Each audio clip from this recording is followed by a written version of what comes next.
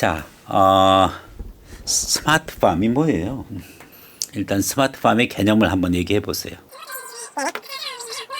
네, 정보통신 기술을 4차 산업혁명의 다양한 기술을 이용해서 농업에 접목시키는 거. 네, 좋습니다. K팜은 뭐죠? 일반적으로 K라는 말은 왜 붙는지 한번 생각을 해보시면 돼요. 흔히 다른 쪽에 K 들어가 있는 게 뭐가 있어요? K팝도, K푸드, 좋아요.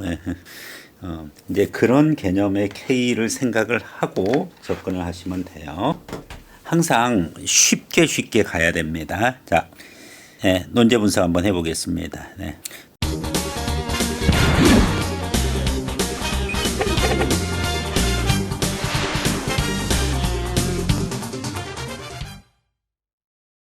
논제만 제대로 분석이 되면은 사실은 어렵지 않아요. 그러니까 논제 분석이 좀 부담스러운 부분이기 때문에 정확한 논제 분석, 이것이 이제 핵심적인 겁니다.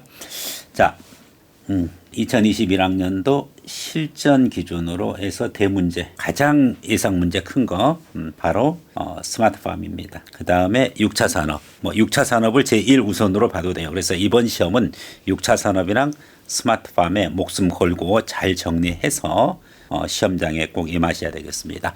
꼭 이와 같이 6차 산업이랑 스마트팜을 명확하게 이렇게 해서 출제가 안 되더라도 다른 형태로 이와 같은 배경이 들어가는 문제 출제될 가능성이 거의 확실해요. 어쨌든 4차 산업혁명 융합기술을 응용하여 스마트팜을 구현하는 방식을 서술하고 지속 발전 가능한 K팜의 방향에 대해서 논하시죠. 핵심적인 키워드는 두 가지죠. 당연히 스마트팜이랑 그리고 K팜이죠.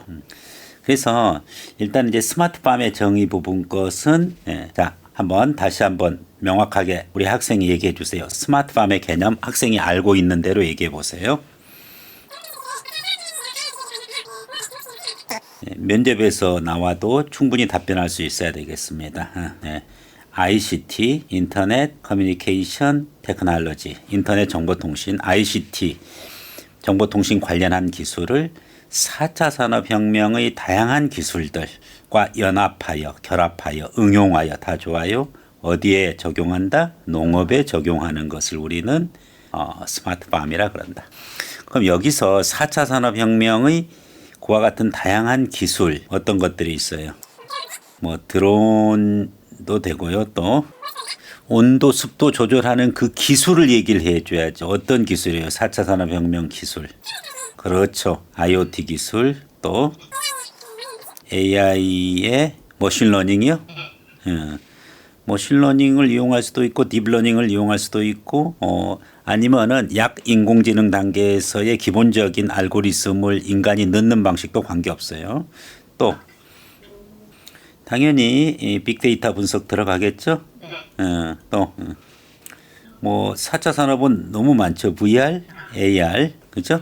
자율주행차. 자율주행차인데 이거는 도로교통 아닙니까? 어떻게 농업에 이용됩니까? 농업에도 이용돼요. 이제 다양한 그와 같은 형태인데 이게 이제 특정 하나의 기술이 아니라 여러 개가 융합된다는 거죠. 그죠? 그래서 4차 산업혁명 기술이랑 이와 같은 ICT 기술이 융합된다. 지난 시간에 선생님이 그 DNA 했던 거 기억나죠? DNA가 어떤 거라 그랬죠? 데이터, 네트워크, AI. 그러니까 이제 4차 산업혁명의 가장 핵심적인 기술, 그것이 바로 뭐예요?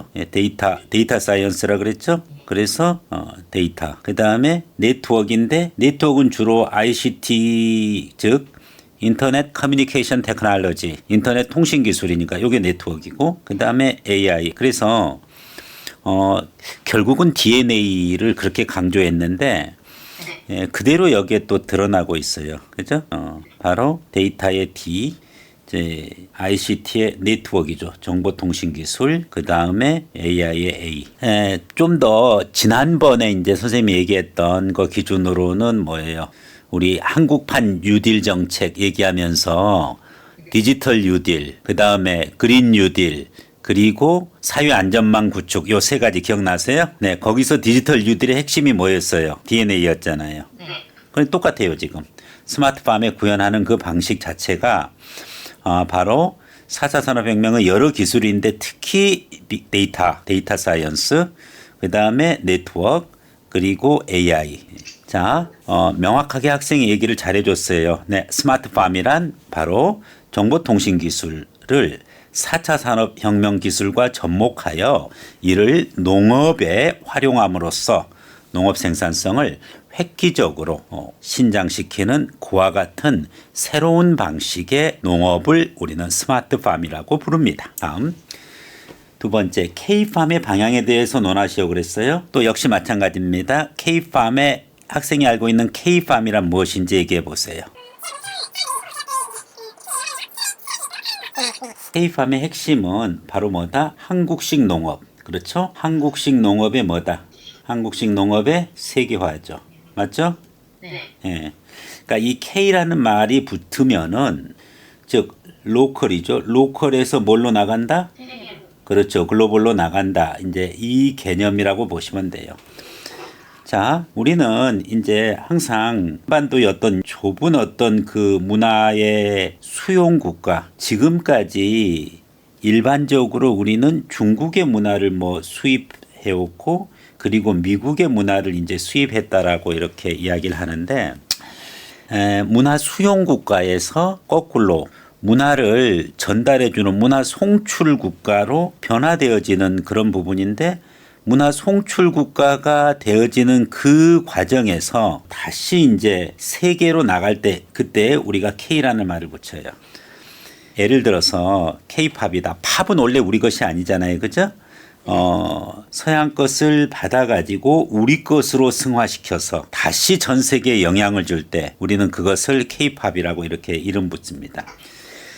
선생님이 이제 해야 될 과제가 K-에듀야. 원래 서양식 근대 교육을 받아들여 왔어. 그래가지고 한국에서 이걸 승화시켜가지고 한국의 교육을 세계화시키는 거죠. 그게 K-에듀가 되는 거지. 전 세계 학생들이 다 한국으로 들어오고 한국에서 교육을 받아야 돼. 특히 한국의 이 놀라운 사교육을 다시 이거를 전 세계로.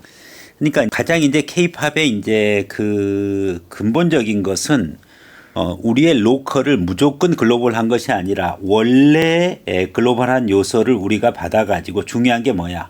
우리식으로 승화시켜야 돼요. 한국식으로. 그렇게 다시 세계에 영향을 줬을 때 우리는 그게 농업이면은 K-팜, 그 다음에 음악이면은 K-팝, 교육이면 K-에듀. 자, 또 뭐가 뜨고 있어요? K-메디. 예. 바로 뭐예요? 원래 서양의 의료기술을 우리가 받아들여가지고 그것을 승화시켜가지고 그래서 이제 K-메디의 대표적인 예가 뭐예요? 이번에 코로나 때 K-방역.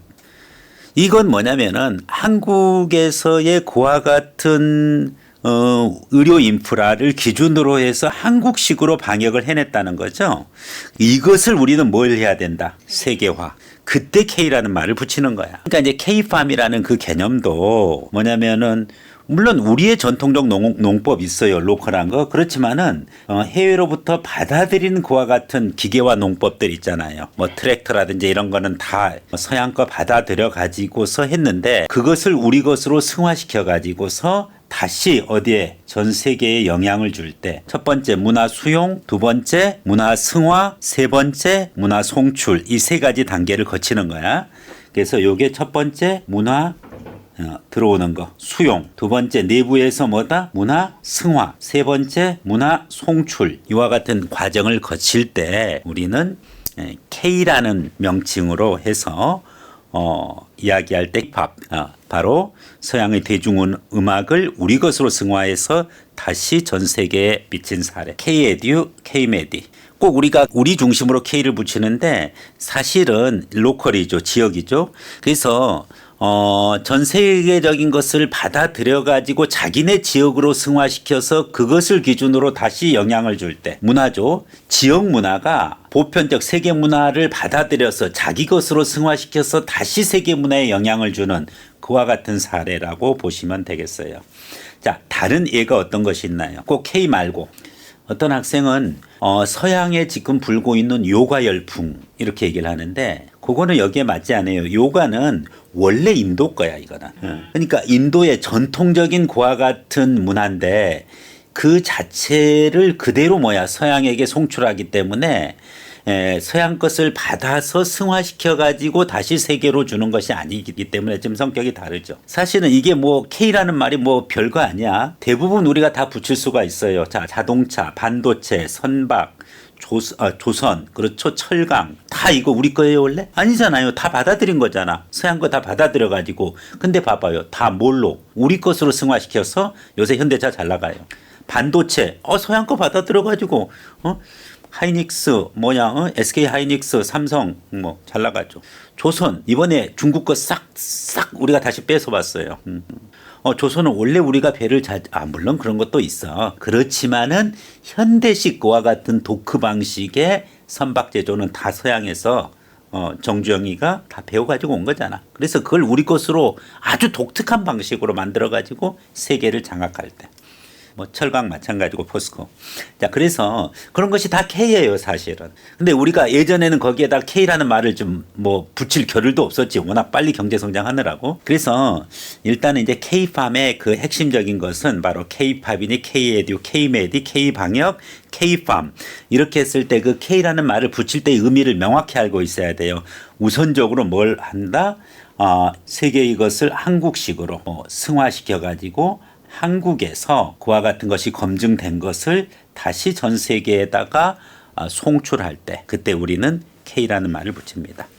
그래서 K팜은 결국은 기계식 농법을 우리가 수용을 해서 한국식으로 이제 승화시킨 거죠. 사실 여기에 말하는 이 ICT라든지 빅데이터, AI, 네트워크 다 이거 서양 거 우리가 수용해 가지고서 한국식 농업에 전복을 해 가지고 그 스마트팜 개념을 세계화 시켰을 때 그게 바로 뭐가 되는 거야? K팜이 되는 거야. 이제 스마트팜의 개념과 K팜의 개념에 대한 것을 설명을 했어요. 됐죠? 자, 그 다음에 이제 스마트팜을 구현하는 방식을 서술하라 그랬잖아요.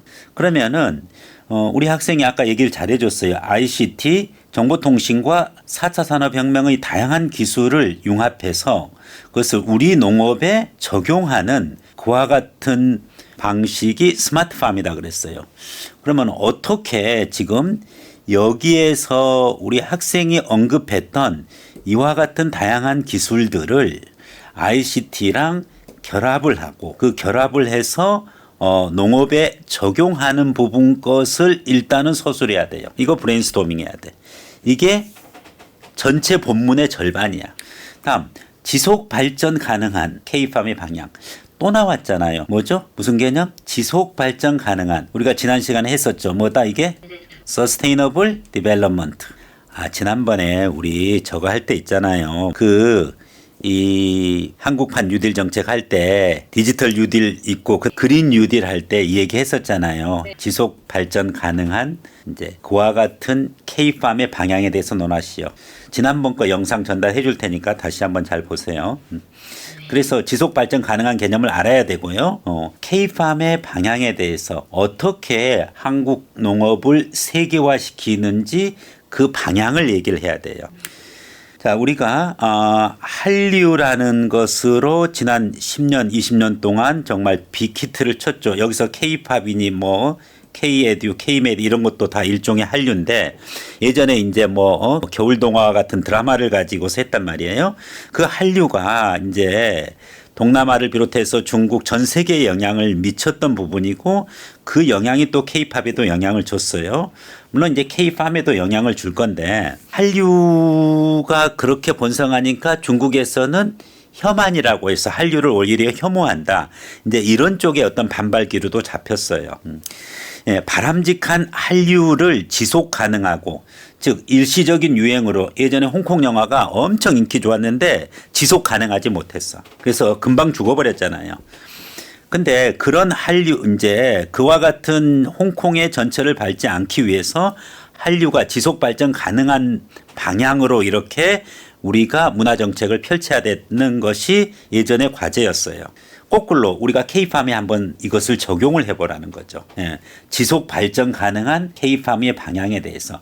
이것은 국제관계라든지 우리가 외국에 어떻게 영향을 미칠 것인가, 그리고 어떻게 발전시켜 가지고 전 세계의 농업을 개혁할 것인가, 이런 거대한 거창한 프로젝트로 가야지.